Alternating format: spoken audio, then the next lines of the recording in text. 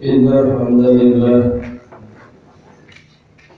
نحمده ونستعينه ونستغفره ونعوذ بالله من شرور أنفسنا ومن سيئات أعمالنا من يهده الله فلا مضل له ومن يضلل فلا هادي له أشهد أن لا إله إلا الله وحده لا شريك له وأشهد أن محمدا عبده ورسوله يا أيها الذين آمنوا اتقوا الله حق تقاته ولا تموتن إلا وأنتم مسلمون يا أيها الناس اتقوا ربكم الذي خلقكم من نفس واحدة وخلق منها زوجها وبث منهما رجالا كثيرا ونساء واتقوا الله الذي تساءلون به والأرحام إن الله كان عليكم رقيبا يا أيها الذين آمنوا اتقوا الله وقولوا قولا سديدا يصلح لكم أعمالكم ويغفر لكم ذنوبكم ومن يطع الله ورسوله فقد فاز فوزا عظيما أما بعد فإن أصدق الحديث كتاب الله وخير الهدي هدي محمد صلى الله عليه وسلم. Pemimpin dimuliakan Allah Subhanahu wa taala, kita lanjutkan kembali kajian kita. Kita masuk kepada kajian yang berikutnya. Setelah yang pertama kita sampaikan apa yang pertama sekali yang harus dipelajari oleh umat ini. Kita sudah sampaikan berbagai macam argumentasinya. Maka yang pertama dan yang terpenting adalah memahami hakikat daripada hak-hak Allah Subhanahu wa taala. Dalam siapa yang meninggal dunia dalam keadaan tidak mempersekutukan Allah Subhanahu wa taala, dia akan sampai ke surga Allah Subhanahu wa taala. Walaupun sebelumnya mungkin dia akan dimasukkan dulu ke dalam neraka Allah Subhanahu wa taala, tetapi dari neraka tadi dia akan dikeluarkan oleh Allah Subhanahu wa taala, dan di sini Allah akan memberikan syafaat kepada orang-orang yang memang diizinkan untuk memberikan syafaat. Kemudian juga kita sudah pelajari pada pertemuan yang kedua hakikat daripada apa sih yang dimaksudkan dengan tauhid. Sebelumnya juga sudah kita bahas masuk surga itu dengan 3 cara. Cara yang pertama masuk surga tanpa hisab. Cara yang kedua dihisab oleh Allah Subhanahu wa taala. Kemudian setelah dihisab itu ada yang lolos berhak ke surga, dan yang kedua yang mereka harus singgah dulu ke dalam neraka. Kemudian baru mereka dikeluarkan dengan syafaat sebagaimana yang kita sampaikan hadisnya, orang telah mendengarkan syafaatku nanti di yaumil akhir itu untuk pelaku dosa besar. Tapi tidak akan dapat syafaat kecuali meninggal dunia dalam keadaan tidak mempersekutukan Allah Subhanahu wa taala. Kemudian kita juga sudah bahas pada pertemuan yang berikutnya, yaitu hakikat daripada apa sih yang disebut dengan at-tauhid. Jadi tauhid dari segi bahasa sudah kita bahas, artinya menjadikan segala sesuatu itu satu, ja'ala syai'an wahidan. Itu artinya tauhid dari segi bahasa. Sedangkan tauhid dari segi istilah maka dijelaskan oleh para ulama, ifradullah bila ibadati, menunggalkan Allah dalam urusan ibadah. Karena memang kita itu diciptakan untuk ibadah. Ya. Wa ma khalaqtul jinna wal insa illa liya'budun. Tidaklah aku jadikan jin, aku jadikan manusia kecuali agar supaya jin dan manusia tadi menghambakan diri kepadaku semata. Nah, juga kita sudah bahas ibadah itu ada dua, ada ibadah yang berkaitan dengan Allah Subhanahu wa taala langsung, itu yang disebut dengan ibadah Allah, dan ada ibadah yang berkaitan dengan sesama manusia dan selain manusia. Itu yang disebut dengan ibadah ghair mahdhur. Nah, yang disebut dengan tauhid ketika kita menjadikan ibadah mahdhur dan ibadah ghair mahdhur itu rujukannya hanya datang dari Allah Subhanahu wa taala.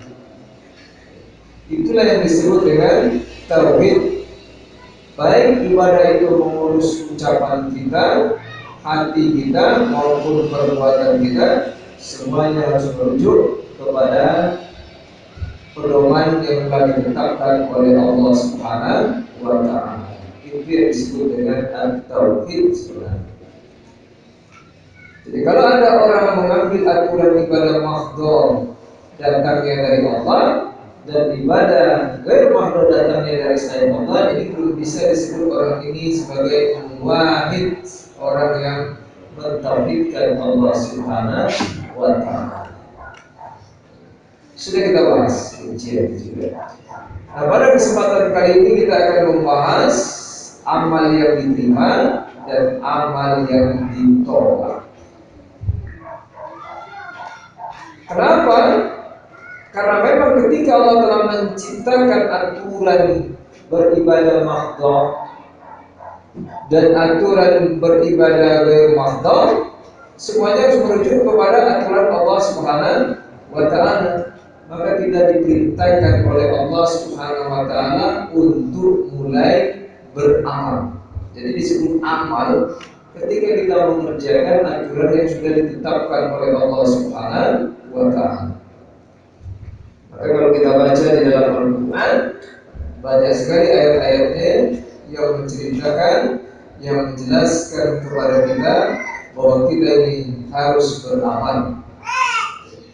Sebagaimana Allah Subhanahu wa taala berfirman di dalam Al-Quran, salah satu ayatnya adalah qul ya qaumi i'malu ala makanatikum inni 'amil fasawfa ta'lamuna man takunu lahu 'aqibatad dar innahu la yuflihuz zalimun. Ini Allah Subhanahu wa taala berfirman bahwa mengatakan, katakanlah hai kaumku, berbuatlah sepenuh kemampuan kalian, beramallah sekemampuan kalian. Sesungguhnya aku pun beramal pula. Kelak kalian akan mengetahui siapa di antara kita yang memperoleh hasil yang baik dari dunia ini. Jadi kalau sudah ditetapkan aturan itu, tinggal kita, kalau kita ikuti, berarti kita beramal sesuai dengan aturan, pasti kita akan mendapatkan ganjaran. Tetapi kalau kita misalkan berbuat sesuatu, aturan yang tidak datang dari Allah Subhanahu wa taala, ini tidak disebut dengan amal soleh. Amalnya justru tidak soleh. Dia beramal tetapi tidak soleh karena dia beramal bukan menurut aturan yang ditetapkan oleh Allah Subhanahu wa taala. Seperti kita kemarin Idul Kurban sudah ditetapkan aturannya oleh Allah Subhanahu wa taala. Tapi kita melakukan sesuatu yang tidak ada aturannya, dia beramal juga, tetapi tidak disebut amal soleh. Kemudian di dalam ayat yang lain Allah berfirman, yaitu di dalam surat At-Taubah, wa qul i'malu fasayarallahu 'amalukum wa rasuluhu wal mu'minuna wa saturadduna ila 'alimil ghaibi wasyahadah fayunabbi'ukum bima kuntum ta'malun. At-Taubah ayat 105.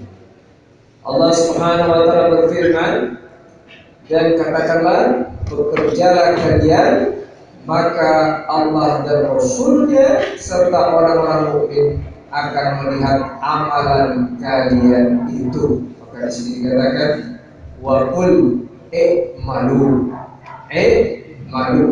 Katakan oleh Muhammad kepada mereka itu apa? I'malu, beramalah kalian.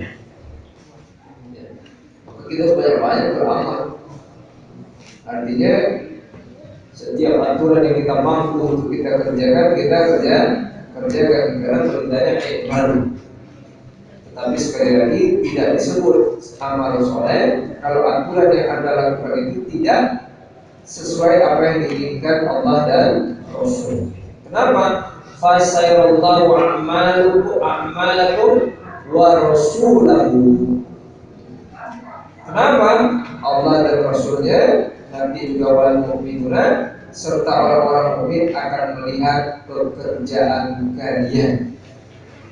Wa sakuradduna ila alimil ghaibi wasyahadah, dan akan dikembalikan kepada Allah yang mengetahui akan yang baik dan yang nyata. Kemudian apa? Fa yunabbi'ukum bima kuntum ta'malun, lalu diberitakannya kepada kalian apa yang telah kalian kerjakan. Maka mau nggak mau kita harus banyak-banyak beramal. Sekali lagi tidak disebut amal soleh. Kalau aturan ibadah mahdoh, aturan ibadah bukan mahdoh itu kita ambil dari selain Allah Subhanahu wa Ta'ala. Kemudian Imam Mujahid berkata tentang ayat ini, qala Mujahidun hadza wa'idun yakni min Allah Ta'ala lil mukhalafina awamirahu. Mujahid mengatakan bahwa ini merupakan ancaman dari Allah terhadap orang-orang yang apa? Orang-orang yang menentang perintah-perintahnya. Bahwa amal perbuatan mereka telah akan ditampakkan di hadapan Allah Subhanahu wa Ta'ala.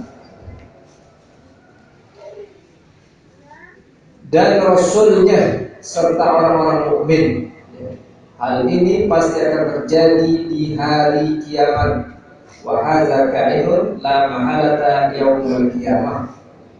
Jadi apapun yang kita kerjakan, fa yunabbi'ukum bima kuntum ta'malun. Jadi apapun yang kita kerjakan akan dikabarkan kepada kita dan kita diminta untuk mempertanggungjawabkan apa yang sudah kita kerjakan. Sebagaimana dalam ayat yang lain Allah berfirman, yauma tu'raduna la takhfa minkum khafiyah.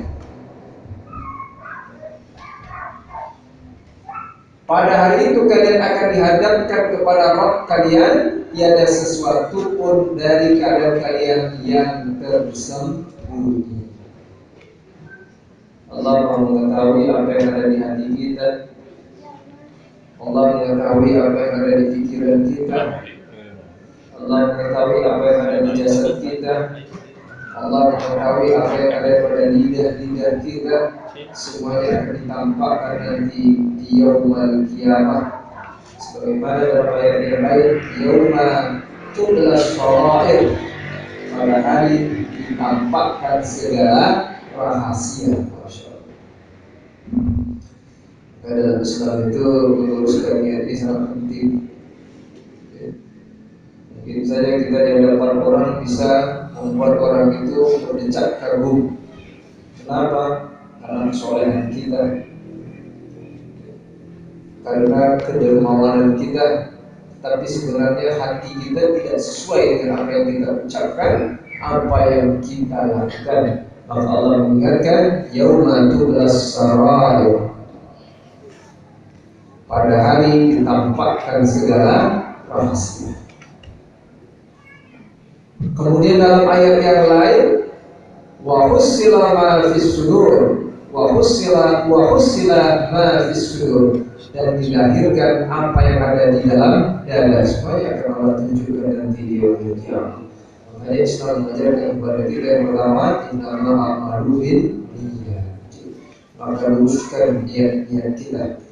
Karena kata para ulama, waqad yashhadullahu ta'ala dzalika lin-nasi fid dunya kama qala Imam Ahmad.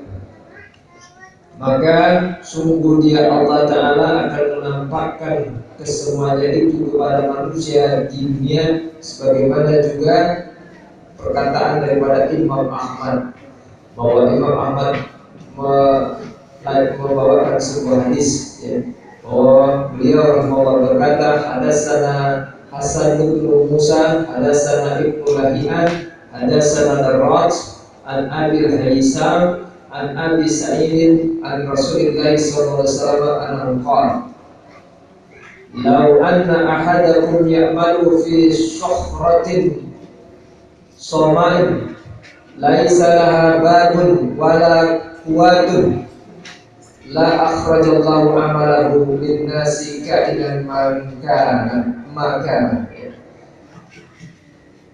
Bahwa dikatakan Rasulullah SAW bersabda, seandainya seseorang di antara kalian beramal di sebuah batu besar, benda mati tanpa ada pintu dan lubangnya, niscaya Allah akan mengeluarkan amalnya kepada semua orang seperti apa yang telah dia amalkan. Artinya, apapun yang kita kerjakan pasti nanti akan ditampakkan kepada Allah Subhanahu wa Ta'ala. Makanya sangat ironis sekali kalau kita tidak mengulang. Apa kita mau beramal nunggu waktunya dulu ya? Ketika kita sudah mau meninggal dunia, kita baru mau beramal rugi. Makanya sekarang kesempatan beramal. Cuma seperti tadi masalahnya, amal itu ada yang makbul, ada yang mardudun. Ada amal yang makbul diterima, ada amal yang mardudun. Jadi amal manusia itu cuma dua saja.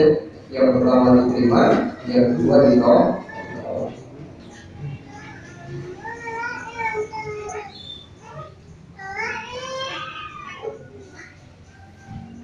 Mari kita lihat amal manusia itu ada yang diterima, ada yang ditolak.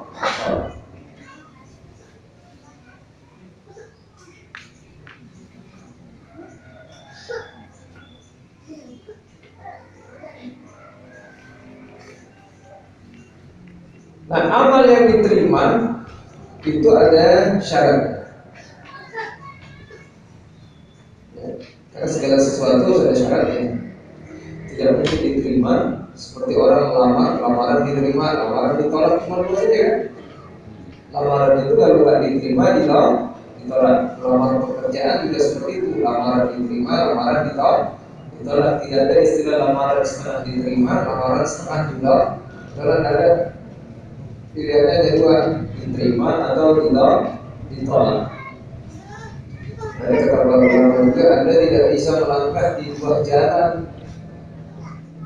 Kalau ada di dua jalan, kaki kanan Anda ke jalan yang satu, kaki kiri Anda yang satu, tidak bisa. Jadi Anda harus pilih jalan mana yang harus Anda tempuh.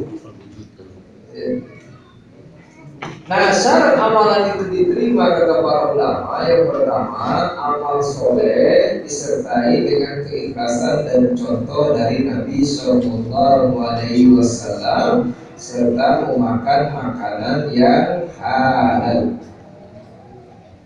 Jadi syarat pertama ketika dia beramal, maka yang pertama dia luruskan niatnya hanya karena Allah.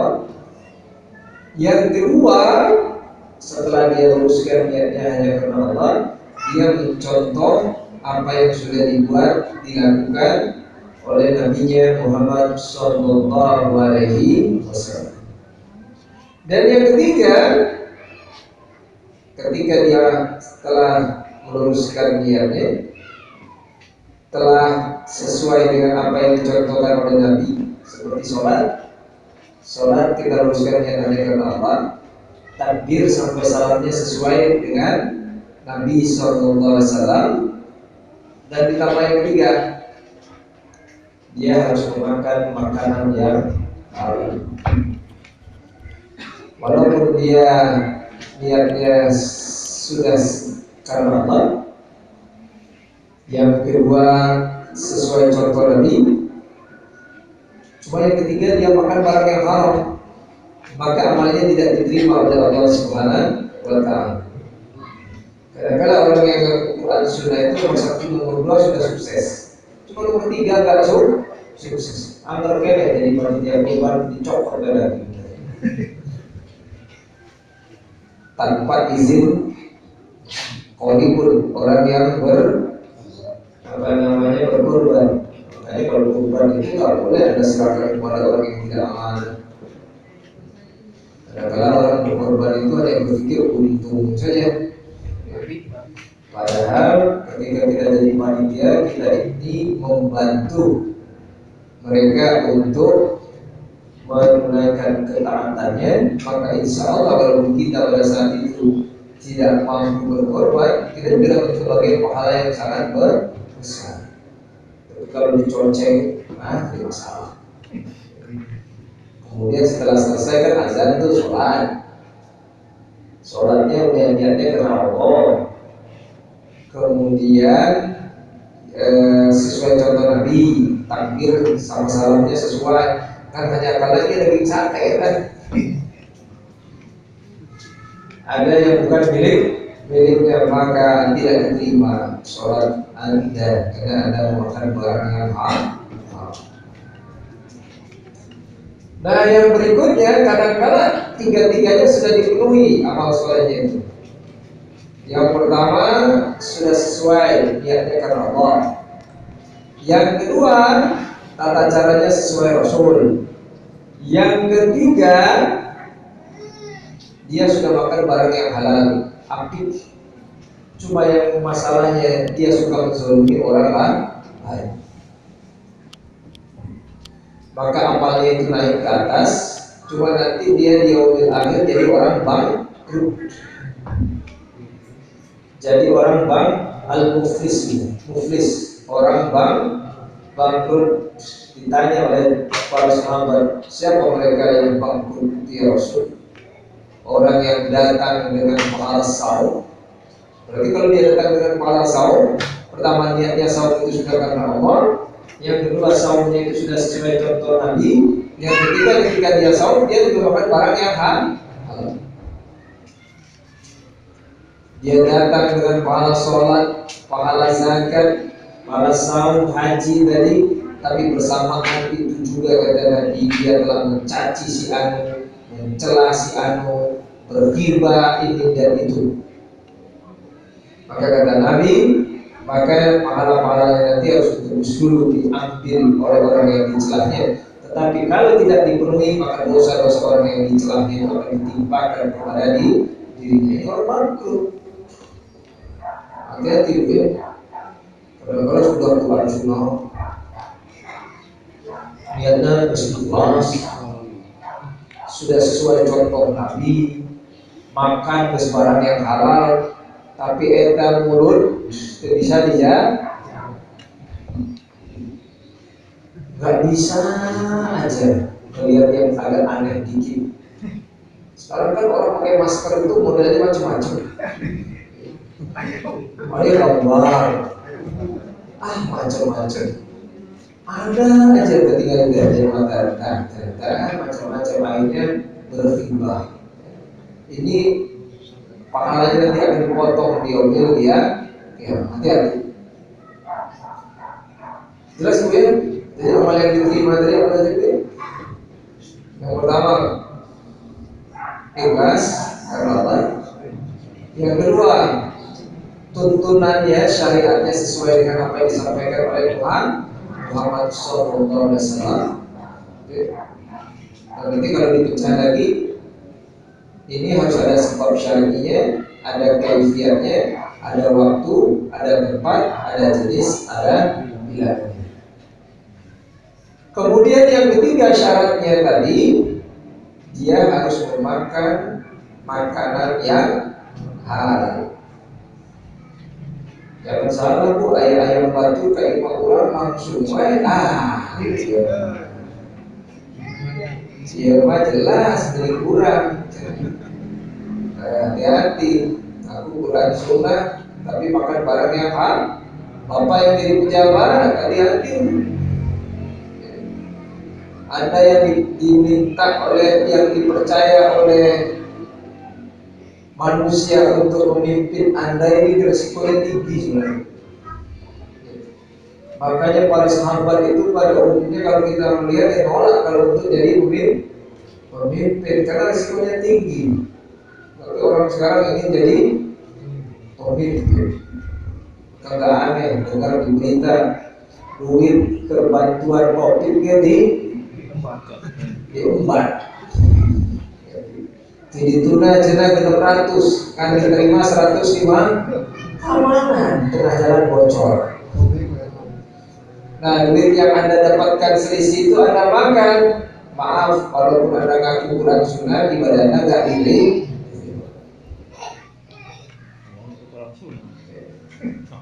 Maaf, kenapa? Karena dia tahu dia kudu ikhlas semua. Yang kudu contoh Nabi. Makan barang yang hati-hati. Ya. Kita jadi supir, begitu supir angkot misalkan, ternyata ada dompet orang ketinggalan, rezeki dari mana? Rezeki HP, rezeki rezeki dari mana? Islam itu sudah mengajarkan kalau ada barang yang hilang itu bagaimana tata caranya. Tak boleh langsung pakai saja, harus diumumkan dulu selama setahun. Kalau tak ada yang itu baru ada solusi yang lain ditetapkan dalam syariat. Ulama itu begitu ya dompet tinggal rezeki. Tapi anehnya orang itu dengan azan, ayo kalau sholat ke masjid, aneh orang itu.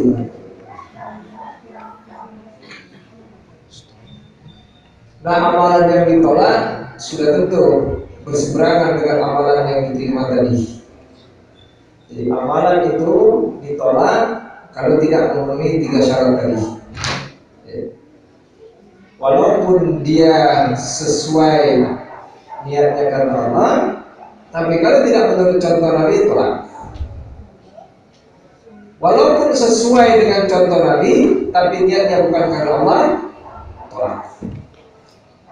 Walaupun dua-duanya dipenuhi, contoh Nabi niat karena Allah, tetapi makannya barang yang haram, tolak. Ini hati-hati. Maka hendaklah kita berhati-hati dalam beramal. Kenapa? Karena Quran sudah banyak sekali ayat-ayatnya yang menjelaskan tentang dalil-dalil yang mengatakan tidak semua amalan itu diterima. Saya bacakan beberapa dalil. Dalam hadis riwayat Imam Ibnu Majah, Nabi sallallahu alaihi wasallam bersabda, qala Rasulullah sallallahu alaihi wasallam, rubba sha'imin. Apa bu? Sha'imin, rubba sha'imin. Laisa lahu min siyami ilal jum. Banyak kata Nabi orang yang sahur, tetapi dia tidak mendapatkan pahala dari sahurnya. Ilal jum, kecuali apa?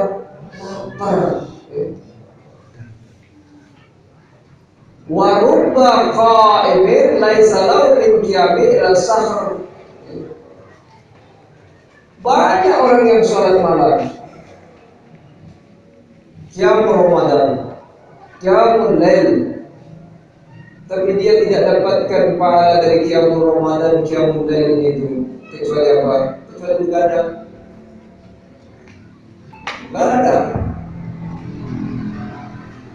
Dari hadis ini kita melihat dengan jelas dan tegas, tidak semua ibadah itu diterima oleh Allah Subhanahu wa Ta'ala. Apa itu hadisnya barusan? Ayo berubah gitu.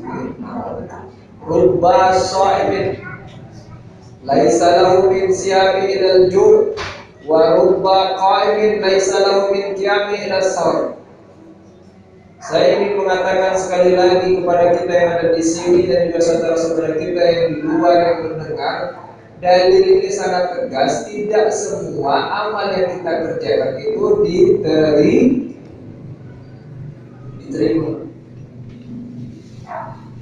Jadi Anda jangan merasa bangga dalam melakukan amal ini, amal itu, kecuali persyaratannya Anda penuhi. Nabi mengatakan sangat jelas, banyak orang yang sahur, tapi dari sahurnya tidak dapat apa? Kecuali apa? Lapar, bengkek, tak makan kan pusing. Beda Pak, kalau kita udah umuran tak sahur, beda sama anak-anak. Kalau anak-anak itu minum air saja ataupun nggak minum sama sekali, tembus itu sampai nanti azan maghrib. Kalau kita ini kayak baterainya nggak bisa nerima nyimpan energi begitu banyak. Jadi kalau kita nggak makannya sesuai dengan kebutuhan tubuh kita, macet tuh kalau udah jam 2. Kalau beda kekuatannya. Karena kemarin juga sama saya nyoba. Yang ada cuma ubi Cilembu sekitar 15 cm, cukup kayaknya ini. Boro-boro jam 11 sekeliling. Sekoreng gil. Pas sudah mau maghrib rasanya sangat kuat. Karena memang ternyata badan kita tidak bisa lagi nyimpen energi itu lebih banyak kayak anak kita. Ya akhirnya sadar diri saja. Sadar diri. Tapi jangan juga seperti ini, supaya energinya banyak, makannya banyak, kita mau sahur atau mau balas. Maka ikut aturan. Itu hadis yang pertama. Hadis yang kedua, kita baca lagi.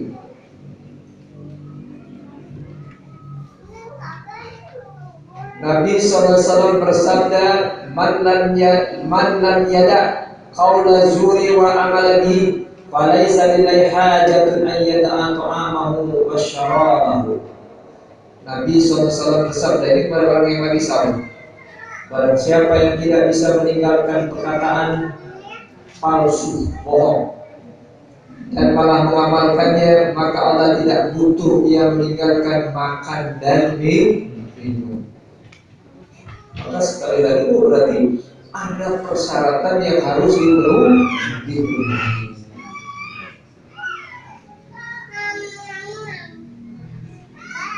Kadang-kadang kita nggak hafal persyaratan yang harus dipenuhi itu apa. Seperti kadang-kadang kita itu hanya berprasangka baik saja tanpa memenuhi persyaratannya. Seperti kita misalkan mau berjalan, kita berprasangka baik aja, ada banyak rumah nanti di situ gampang orang masyarakat cair, tanpa pernah persiapan. Hari ini kita berangkat, ternyata nggak ada rumah sama sekali, air nggak ada, rumah kira-kira nggak bisa. Persiapan itu harus itu pun orang sekarang kalau ditanya kalian ini mau nikah itu untuk apa sih sebenarnya? Saya pernah ada murid saya itu orang Cakalong itu. Saya nanya, Ustaz saya mau menikah. Untuk apa kamu mau menikah? Supaya nggak berzina. Aimah. Jawabannya begitu. Supaya saya nggak berzina, Ustaz. Zaman kemarin kan hafal Ustaz. Apalagi sekarang HP kan gitu kan, laki perempuan bisa langsung tembus aja melalui HP, video call kan. Iya video call dicantik-cantikan badannya. Yang laki-laki diganteng-gantengkan, begitu COD apa yang COD? Gue setuju lagi sakit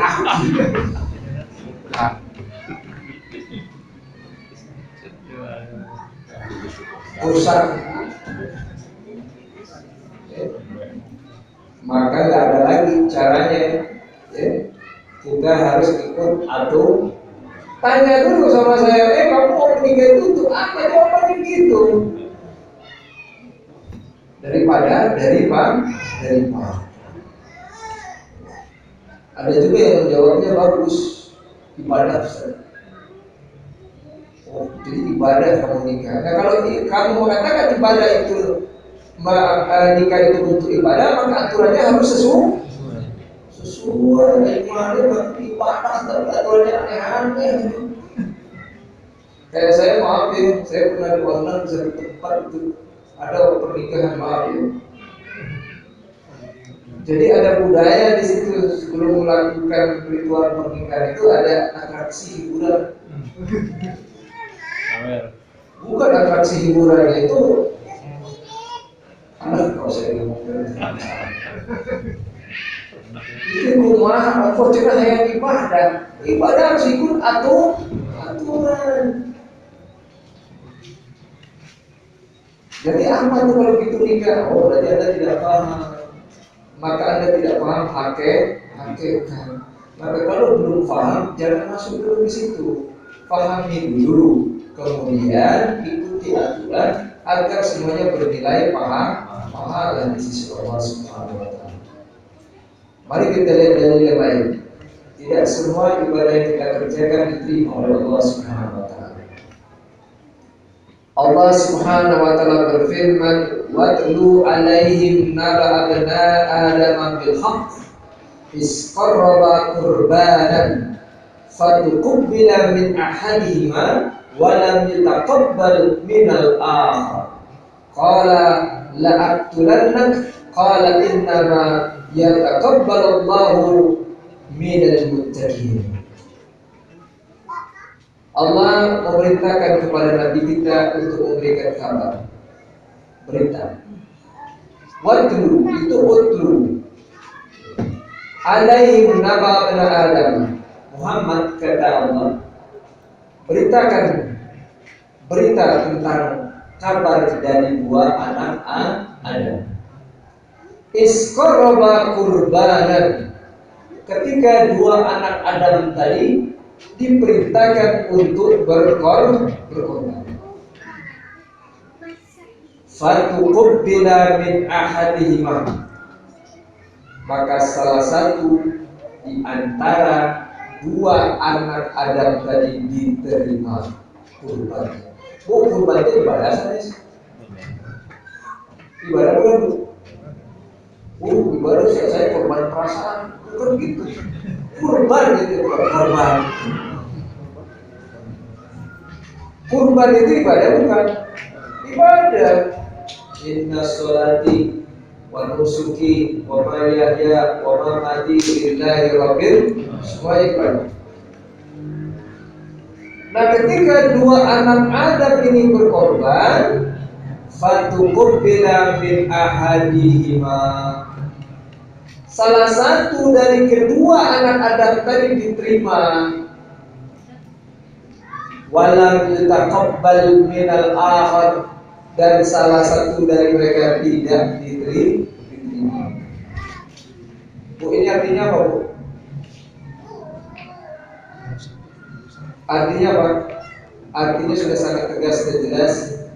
Ibadah itu ada yang diterima, ada yang tidak diterima. Makanya nanti hati-hati kita. Kalau Anda melakukan kesyirikan, ibadah Anda tidak diterima nanti. Maka kita akan kembali ke sana.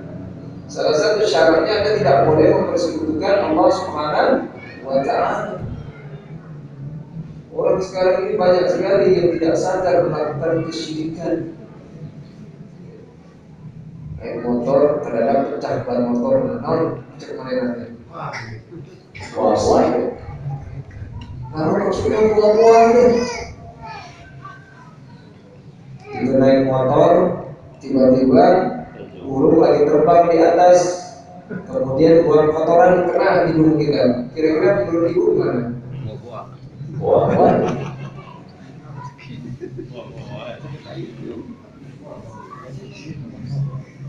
Padahal si ibu ini kalau sholatnya Masya Allah sesuai contoh Nabi. takbir mah kudu sakieu. Kieu kan. Kudu saja kan. Pamit mah ieu we. Caket.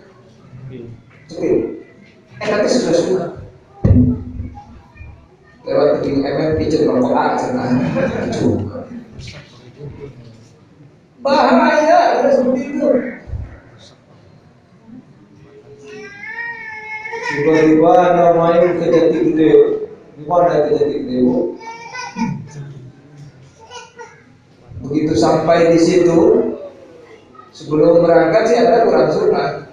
Udah ngerti Quran hadis. Sampai di situ punten anu itu buaya bodas tinggi.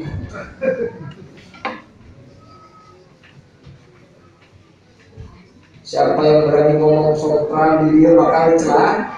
Astagfirullahaladzim, inna lillahi wa inna ilaihi raji'un. Makanya ini penting Pak pelajaran kita itu. Sopran itu bahaya katanya kalau di sini. Kalau ngomong aneh-aneh bakal, Masya Allah. Anda gak ngerti siapa sih yang berhak memberikan mudarat dan manfaat. Dan kita memang juga punya aturan. Ikuti aja aturan Allah. Kalau datang di satu tempat, apa namanya?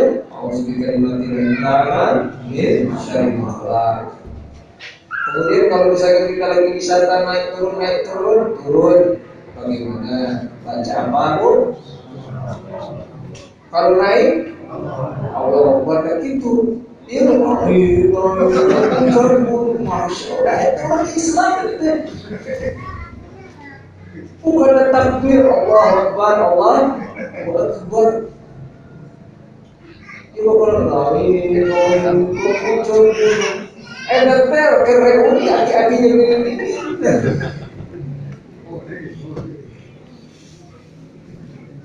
Aduh ya Allah ya Rabbi. Makanya ikuti aturan Allah Subhanahu wa Ta'ala. Jadi dalam peristiwa ini sedang kita bahas juga. Jadi walaupun nama kedua anak Adam ini ada yang mengkritisi, karena tidak ada sumber yang jelas katanya apakah namanya bukan Qabil sama Habil. Tapi sekali lagi saya tidak mempermasalahkan nama, tetapi yang paling pokok itu dari peristiwa ini kita ketahui dengan tegas dan jelas tidak semua ibadah itu diterima. Maka dalam cerita ini kan diberikan kejelasan oleh Imam Ibnu Katsir dalam tafsirnya. Qabil sama Habil dalam tafsirnya. Kemudian di situ dijelaskan dulu kan zaman Adam itu anak yang lahir itu pasang-pasangan. Nanti setelah pasangan yang pertama turun lagi pasangan yang kedua, nanti disilang. Pasangan pertama laki-laki ketemu dengan perempuan yang kedua, dan begitu pun sebaliknya. Tetapi dalam masalah Qabil dan Habil, ternyata apa? Temannya si Qabil itu perempuan cantik, sedangkan Habil jelek. Karena harus muter nggak terima si Qabil menakwa si Habil. Akhirnya tidak terima. Akhirnya kata Nabi Adam, Allah Subhanahu wa Ta'ala memerintahkan untuk berkorban. Siapa yang diterima korbannya, dialah yang boleh menikahi saudaranya yang cantik tadi. Ternyata di situ diberikan penjelasan Qabil itu siapa, Habil itu siapa. Qabil itu itu petani, sedangkan Habil itu kalau kita lihat dia itu peternak. Habil mengorbankan domba yang sangat besar, sedangkan Qabil saya itu hasil dari tanamannya itu yang biasa. Kemudian akhirnya Allah menunjukkan bahwa korban Habillah yang diterima. Nah ini sudah sangat jelas. Tidak semua ibadah itu Kenapa kita mengatakan nggak penting soal terima nggak terima, yang penting gawe berbaik itu masalah seperti ini. Kalau kita mengatakan kerjakan saja tanpa kita tahu hukum syarat penghalalnya, nanti kita akan termasuk orang yang menyesali perbuatan kita di yaumil akhir. Ternyata niat baik kita tidak diterima oleh Allah Subhanahu wa taala karena bersimpangan dengan syariat yang ditetapkan oleh Allah Subhanahu wa taala. Jelas ya? Nah, maka kita lihat sekarang. Nah, salah satu yang akan membuat ibadah kita tidak diterima, kembali lagi dalam pengajaran kita, yaitu kesyirikan. Sekarang misalkan musim tanam hujan datang, orang-orang datang ke sawah ladang, tetapi mereka melakukan ritual yang mengambil hak-hak Allah Subhanahu wa taala, celaka mereka. Walaupun sebagian manusia mengatakan aktor baik sama budaya, dan ulama terkalinya, ulama anger, kita tetap kepada Allah. Iya, kalau begitu kita tanya, aturan ini kan hanya milik Allah Subhanahu wa taala. Kalau Anda melakukan aturan lain yang justru bertentangan dengan aturan Allah Subhanahu wa taala, maka ibadah sholat Anda, ibadah zakat Anda, ibadah ngaji Anda, ibadah apapun yang Anda kerjakan gugur dengan sendirinya. Karena Allah Subhanahu wa taala berfirman, "Innallaha la yaghfiru an yushraka bihi wa yaghfiru ma duna dzalika liman yasha wa man yusyrik billahi faqad iftara isman azima." Sesungguhnya Allah tidak mengampuni dosa syirik. Dia mengampuni segala dosa yang selain daripada syirik bagi siapa yang dikehendakinya. Barang siapa yang mempersekutukan Allah, maka sungguh ia telah berbuat dosa yang besar. Maka para ulama mengatakan maknanya ayat la yakfiru, tidak akan diampuni, li abdin, bagi seorang hamba, lakiyahu wa huwa musyrikun bi, ketika dia mendatangi Allah, dia dalam keadaan mempersekutukan Allah Subhanahu wa taala dengan sesuatu apapun. Tidak boleh. La yakfir, tidak akan diterima. Wa yakfiru ma duna dzalika ayat minaz dzunub, dan dia mengampuni segala dosa selain daripada syirik, dari berbagai macam dosa yang lain Allah ampuni. Makanya wajar kata Nabi, asy-syafaati yaumil qiyamah li ahli al-kaba'ir min ummati. Syafaatku di hari akhir bagi pelaku dosa-dosa besar, karena Allah akan mengampuni dosa itu. Tetapi kalau syirik maaf, Allah tidak akan ampuni. Makanya saat intikam itu kita kadang-kadang Masya Allah rusak akidah kita. Orang tadi mimpinya saya mimpi berada di tengah-tengah pulau. Ini alamat kayaknya saya lagi mau dikerjain orang. Jika orang yang mengirim dia, nah maksudnya di sini. Ada lagi yang lagi mimpi kejar-kejar ular, maksudnya mau bakal Masya Allah, berapa banyak orang yang mimpi dapat ikan gede, pergi ke airnya terbenam duit sekarang.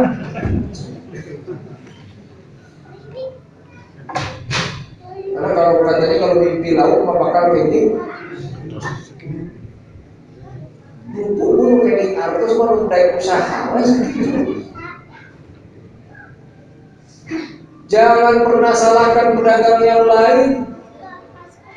Dia dagangan saya terpajang nih gara-gara Pak Iwan nih. Dagangnya banyak di kurang. Cek ahli hikmah, maksudnya ahli hikmah, salah.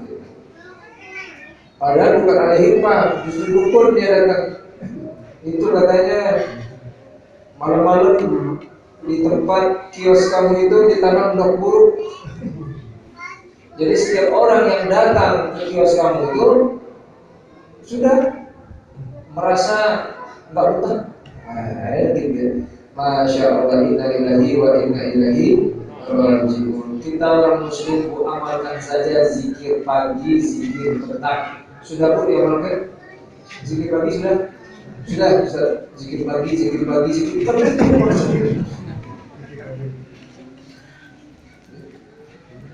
Orang kita baca orang punya baca alif lam mim ya, al-baqarah ya, alif lam mim itu kan itu maksudnya baca terus. Tolong Bu ya, zikir pagi itu dibaca. Baca zikir pagi. Maka dikatakan barang siapa yang membaca ayat kursi surat Al-Baqarah ayat 255 tiap pagi dan petang, kalau dia baca pagi sampai petang nanti itu nggak akan ada jin yang mengganggunya ataupun sihir yang mengganggunya. Ibu udah baca ayat kursi. Kemudian baca Qul 3 kali, Falak bin Nas 3 kali. Kemudian berdoa kepada Allah dengan doa-doa yang diajarkan oleh Nabi, salah satunya Bismillahirrahmanirrahim la yadurru ma'asmi syai'un fil ardi wa la fis sama' wa huwas samiul. Seberapa kali itu? 3 kali. Akan bangun saya Ustaz. Itu cuma ditiru, itu lupa itu. Barang siapa yang membaca itu 3 kali pagi hari, maka sampai sore tidak ada yang bisa memudaratkan apapun bagi dirinya. Yakin tidak? Kemudian baca raditu billahi rabbal bil Islam madina wa bi Muhammadin sallallahu alaihi wasallam. Berapa kali itu? Tolong ya, kita amalkan di zikir pagi, zikir petang. Kemudian kita berdoa. Apa doanya? Asbahna wa asbahna kulina walhamdulillah la ilaha illallah wahdahu la syarika lahu al-mulku wal hamdu wa huwa ala kulli syai'in qadir. Allahumma inni as'aluka khairan ma fi hazihil yawm wa khairan ma apal tu. Enggak apal saya enggak apal kan sekarang ada Android itu. Nah, makanya HP ini digunakan untuk yang benar. Jangan pernah menghalangi orang main HP. Kalau saya mah nggak mau menghalangi orang main HP. Apalagi anak-anak sekarang dihalangi main HP. Kayak anak kita di pesantren dilarang main HP. Oh, beres dari pesantren kumaha? Beres dari pesantren jadi balas dan dendam nggak bisa menggamannya nih. Tergantung kitanya saja mengarahkannya.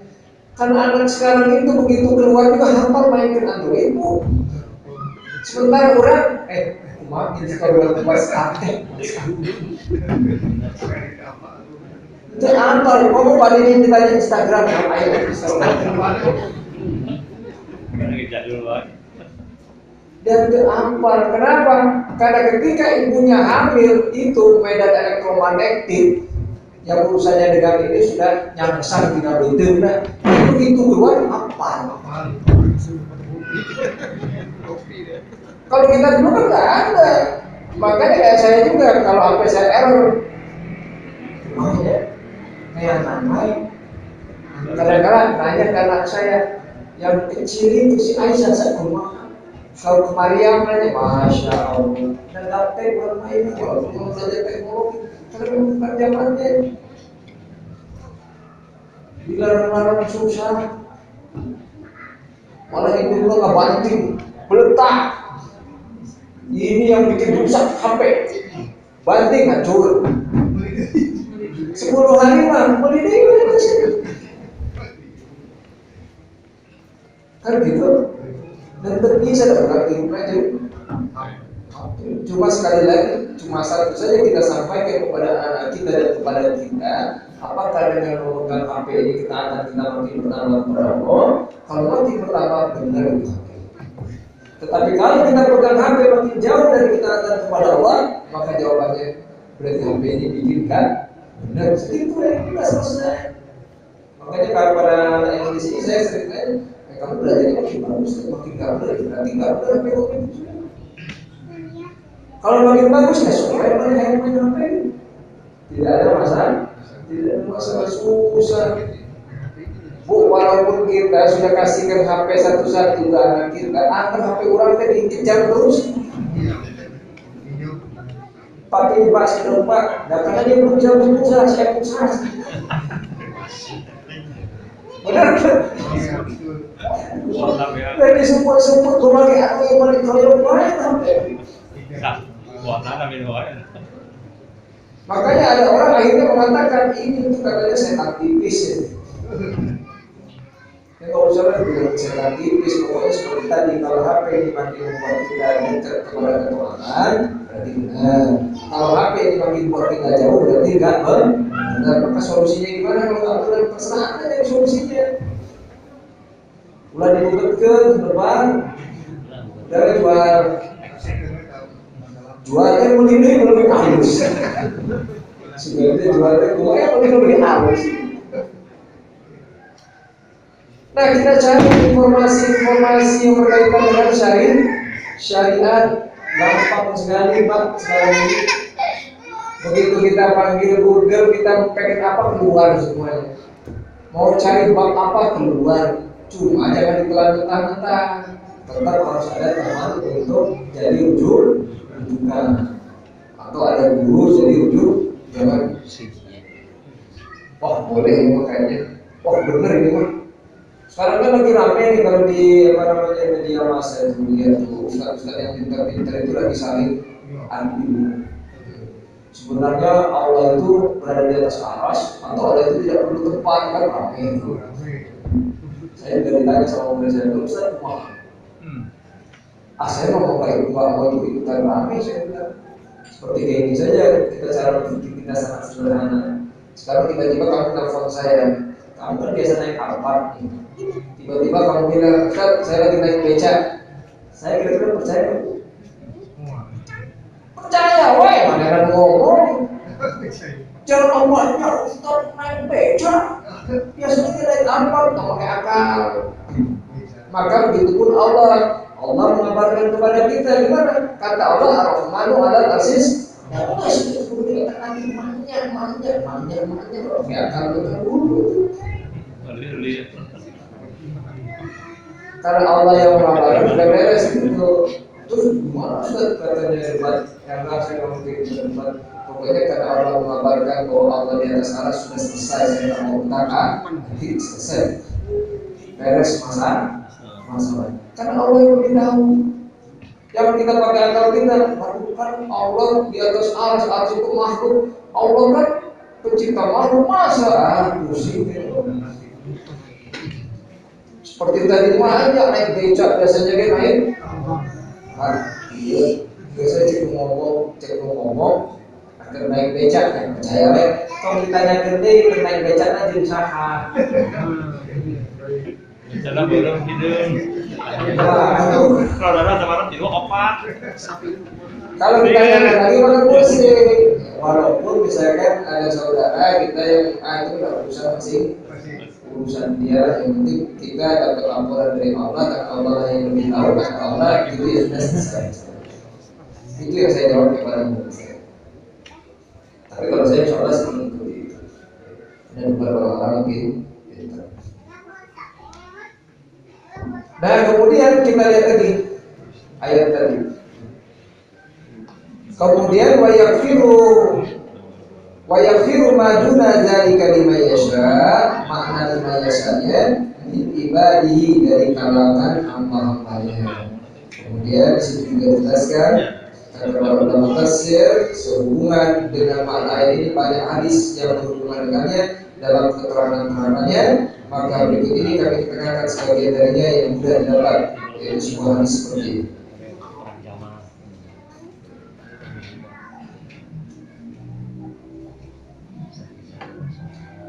Perhatikan hadis ini. Rasulullah SAW bersabda, tidak sekali-kali seorang hamba mengucapkan kalimat tidak ada Tuhan selain Allah, tidak ada Tuhan yang berhak, tidak ada Rabb yang berhak ibadai selain Allah, kemudian dia meninggal dunia dalam keadaan seperti itu, niscaya ia masuk surga.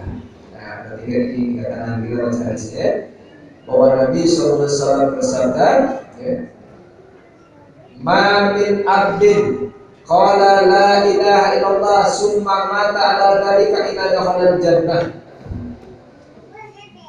Ma min abdin, bahwa Nabi SAW bersabda, tidaklah salah seorang dari hambaku, dari hamba, qala dia mengatakan la ilaha illallah, tiada ilah yang berhak ibadahi, summa mata, kemudian dia mati ala dzalika dalam keadaan seperti itu, illa dakhala jannah, kecuali dia masuk surga.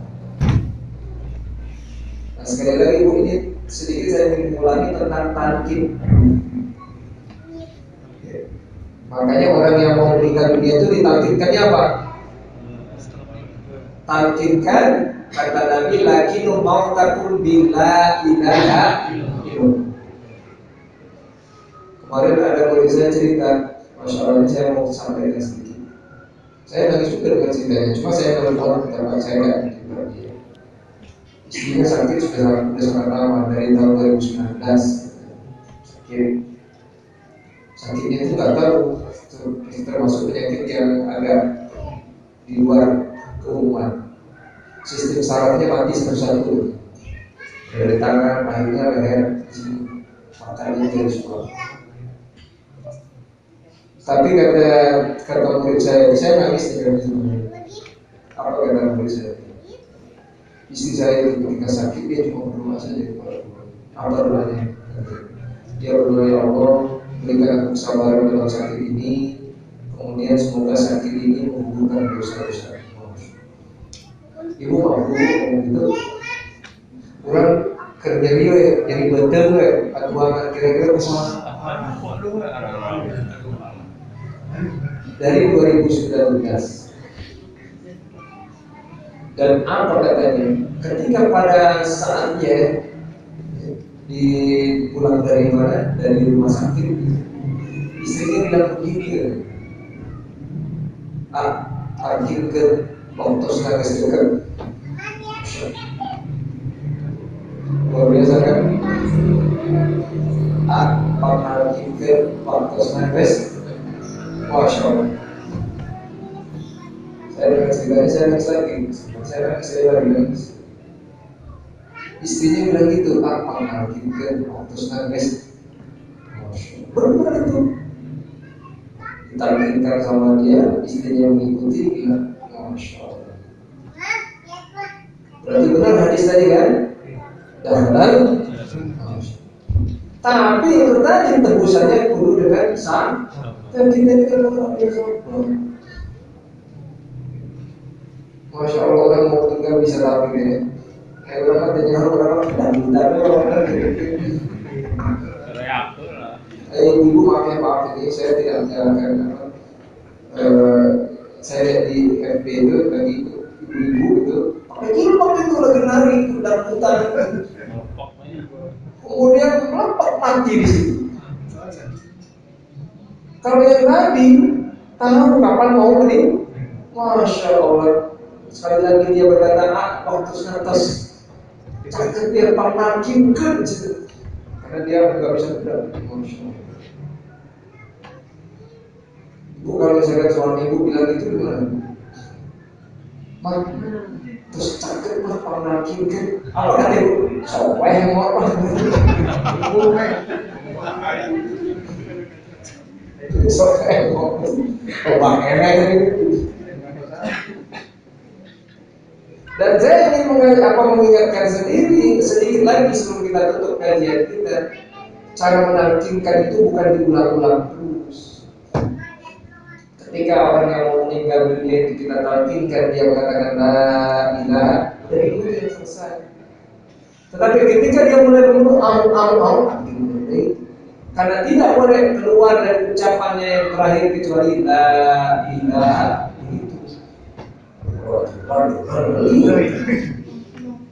Caranya gitu. Jadi kalau misalkan dia mau meninggal, ya sampai gitu caranya. Masya Allah, saya bilang sama murid saya, Masya Allah, untuk istri yang luar biasa. Kita kalau bisa tahu itu ya, aduh itu terus mana terus sampai itu pakai lagu ya mah kalau nyetir mobil gitu ya sambil lagi muter ini lagi awal-awalnya itu musik metal. Nah siapapun yang meninggal dunia kata Nabi ketika summa mata ala zalika illa dakhala jannah, kecuali dia akan masuk surga walaupun dia berzina wa izzana wa insarafa, walaupun dia berzina walaupun dia mencuri wa izzana wa insarafa. Kata Nabi walaupun dia berzina walaupun dia mencuri akan masuk surga. Tetapi syaratnya tadi dia harus dicuci dulu, dimasukkan ke neraka, kemudian ditarik dikeluarkan dengan syafaat Rasulullah SAW atau orang-orang yang diizinkan oleh Allah untuk memberi syafaat. Maka keluarga kita harus tekankan hakikat daripada tauhid. Pak nyari anak yang nggak bandel gimana sih? Susah kan sekarang mau dikasih tahu tuh. Dikasih tahu malah jadi masalah. Apalagi mak saya ini mengingatkan apalagi anak kita sudah gede, kita nggak bisa main keras. Makanya dalam hadis itu kan kalau anak 10 tahun dipukul ya karena masih kecil nggak bisa ngelawan. Tapi kalau umur 17 tahun dipukul kumaha?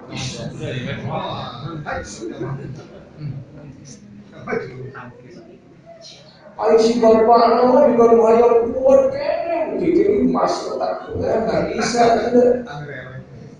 Ambil udah makin lemah. Maka ya sudah. Kemudian juga ada lagi misalnya kita melihat anak-anak kita, prinsip kita kalau nggak bisa semua jangan tinggalkan semua. Artinya kemarin juga ada yang mengkritisi ini kenapa anak-anak yang pesantren di sini katanya anak mereka juga dibiarkan main HP. Kata saya kalau dilarang main HP mereka justru cari-cari sendiri. Prinsipnya seperti orang tinju saja kan. Kalau nggak menang poin gede yang nggak hunting segitu. Artinya walaupun mereka main HP seperti itu kita tetap program belajar kita masuk. Karena sekali lagi seperti tadi yang pokoknya adalah mereka kita tanamkan tauhid. Mudah-mudahan dengan tauhid itu sendiri mereka bisa memilah nanti. Akhirnya mereka mengatakan ini dosa besar harus saya tinggalkan, ini HP tidak bermanfaat harus saya tidak karena tauhid itu sudah benar. Kenapa? Ketika tahu mereka sudah benar, mereka mengatakan malu kepada Allah. Kok aku main ini sedangkan Allah lagi nonton dirimu? Karena tauhidnya sudah benar. Nanti insya Allah semuanya akan dieliminasi dengan uang tauhid yang benar. Dosa-dosa besar dia tinggalkan, alhamdulillah pun dia jauhi. Maka mudah-mudahan Allah Subhanahu wa taala memberikan kita kekuatan. Kembali lagi tadi dakwah tauhid ini dakwah yang perlu dipahamkan kepada seluruh masyarakat. Yang terakhir saya sampaikan dalam kajian kita, tidak semua amal ibadah itu diterima. Amal ibadah itu ada yang diterima, ada yang ditolak, dan salah satu yang membuat ibadah kita tertolak, tidak diterima oleh Allah Subhanahu wa taala ketika kita mati dalam keadaan mempersekutukan Allah Subhanahu wa taala. Mudah-mudahan yang sampai dengan manfaat. Kalau ada salah mengingatkan, sebelum ditutup ada pertanyaan silakan. Ada yang mau bertanya silakan. Kalau nggak ada itu saja, mudah-mudahan ada manfaatnya. Insyaallah nanti pengarangnya juga untuk selesai. Nanti saya kirim lagi ke grup. Assalamualaikum warahmatullahi wabarakatuh.